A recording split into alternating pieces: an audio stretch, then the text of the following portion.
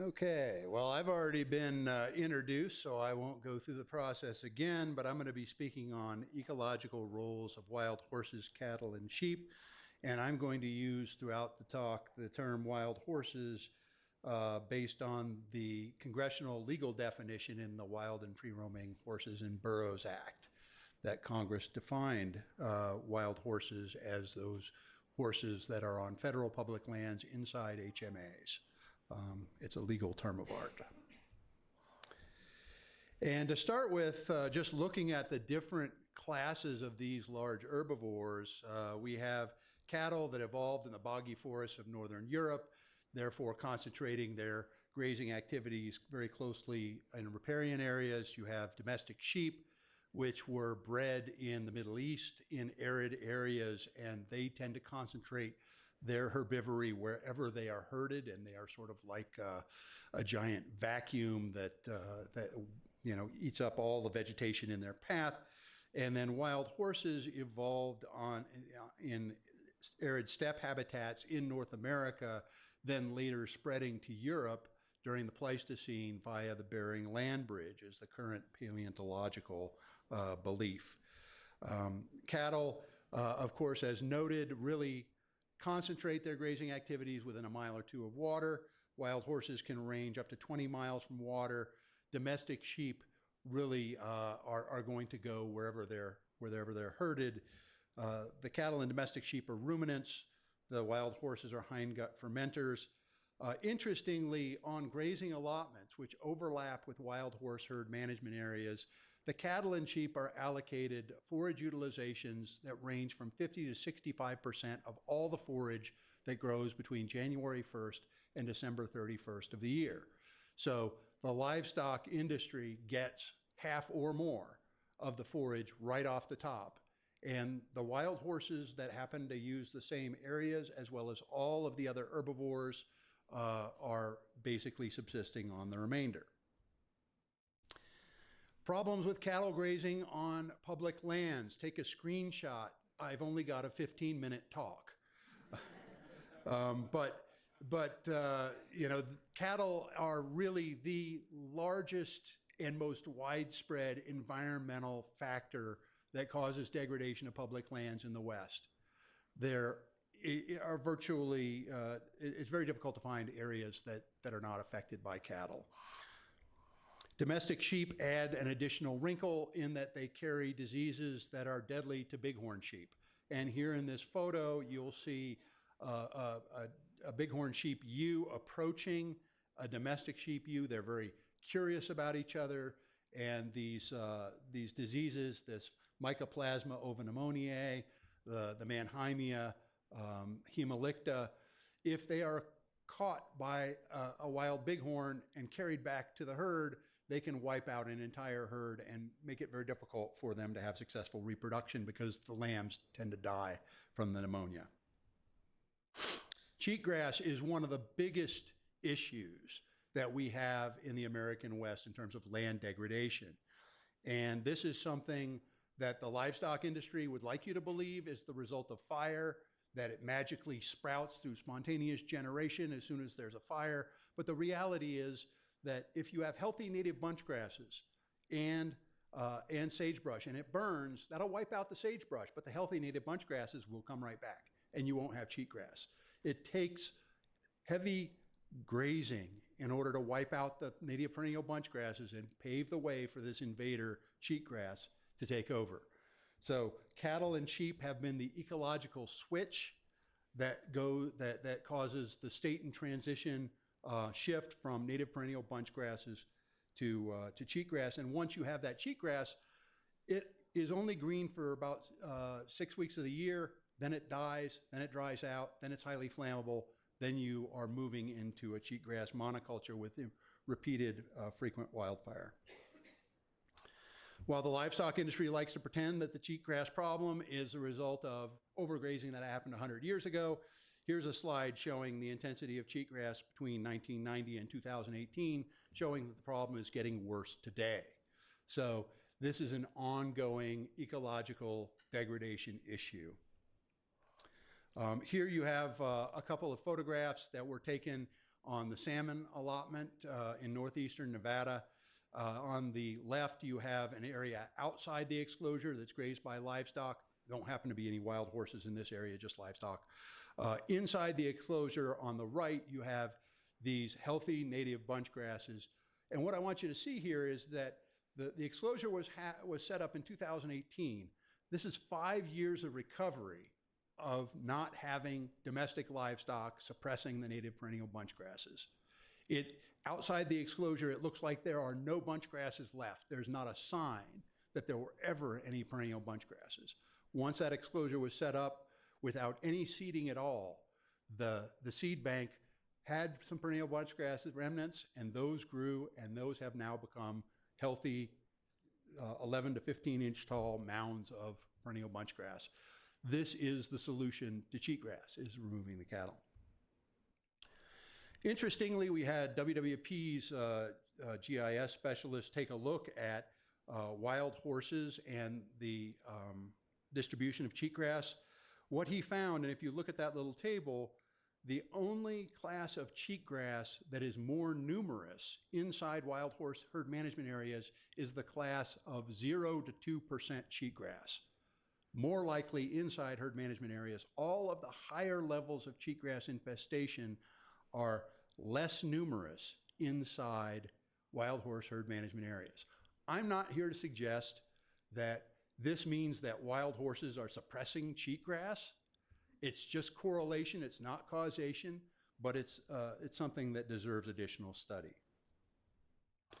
In terms of looking at the history of wild horses in North America, we started with about 55 million years ago. The original horse was Hyracotherium 55 million years ago, evolving together with the North American ecosystems up until the Holocene. And 5,700 years ago is the last recorded paleontological evidence of horses. So it's believed that they went extinct 5,700 years ago after continuously being here for about 54 million years. If the evolution of the horse in North America was compressed into a single 24-hour day, that means that we would have had horses in North America until 11:59 p.m. and 51 seconds. And then at 11:59 and 59 seconds, they would have been reintroduced by colonists from Europe. So a very, very short window. I tried to make this to scale and had the little interruption of horses here on the far right. So you can see that it's not a continuous line. There's a break representing the gap where horses were not part of North American ecosystems. But for the rest of that time, they were part of the herbivore assemblage. And so the idea that wild horses are a sort of an invasive species that were brought from Europe, you know, it's an arguable, I think, thing to say, but also at the same time, you could make the argument that because horses evolved to the same species we have today in North America, that if they're indigenous to somewhere, it might be North America.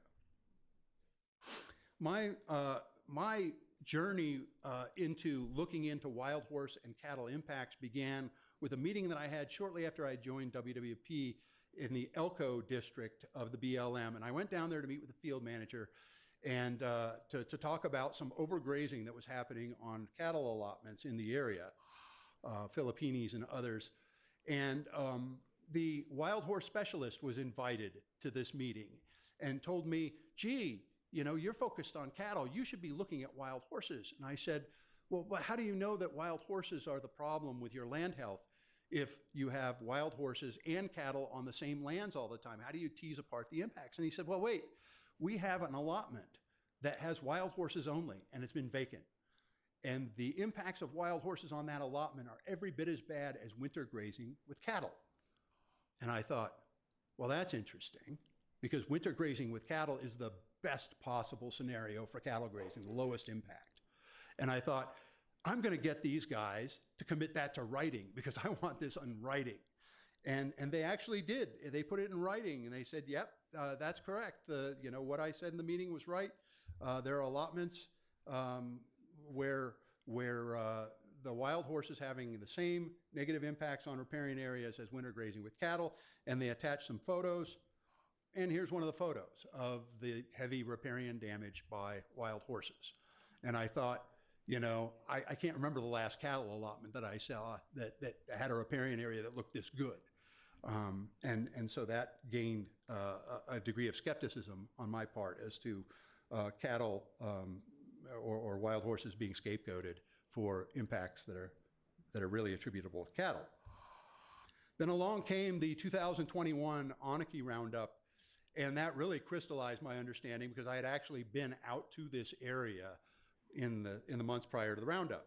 And what you're looking at in this photograph, in the large photograph, is a 33,000 acre grass bank that was set aside in 2018 after a fire, and it was seeded with crested wheatgrass. It had grown up by February of that year to 12-inch high crested wheatgrass, and then they put cattle on it. It was fenced off from wild horses, so it didn't have any wild horses, even though it was inside the Anarchy Mountain Herd Management Area. They gave it to the cattle industry, and by April of that year, it had been grazed down to bare dirt.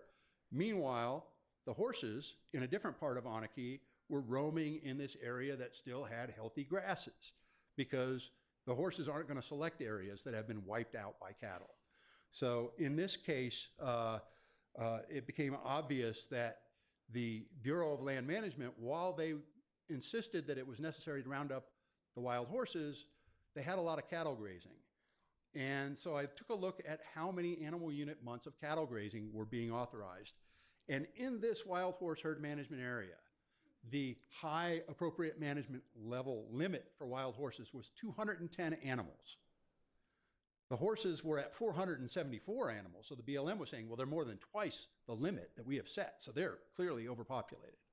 But if you look at the livestock, the animal unit months that were being authorized on this wild horse herd management area totaled an equivalent to 1,633 wild horses grazing 12 months of the year.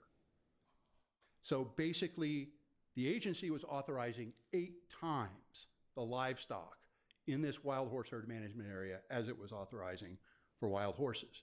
So it became immediately obvious to me that the problem here, even where there were some pretty serious land health issues, there were burr buttercup, there were cheatgrass, there were overgrazed areas, especially near the water where the cattle were grazing.